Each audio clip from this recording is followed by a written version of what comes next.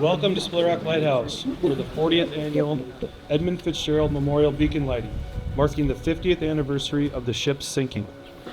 I think the mystery's always going to be there. It's the last major shipwreck on the Great Lakes, most recent.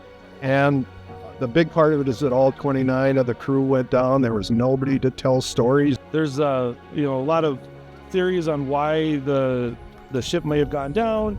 I definitely think Gordon Lightfoot's song has something to play a part of it. It keeps the kind of the staying power with it. I remember when it happened.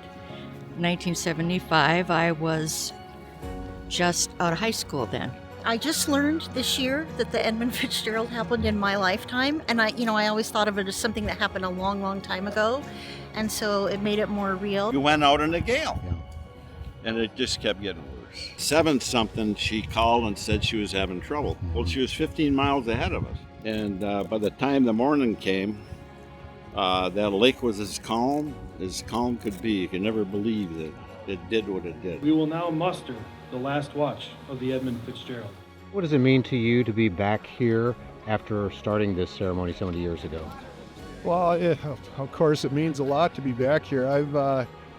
I did it for 33 years, started it on the 10th anniversary. It continues not to just be for the Fitzgerald, but to be for all the victims of the shipwrecks on especially Lake Superior. Mark A. Thomas, deckhand. The crew of the Fitz can not only stand for themselves, but can also stand for those other shipwrecks and those other folks that are lost, in all of the Great Lakes. The Slice from PBS North.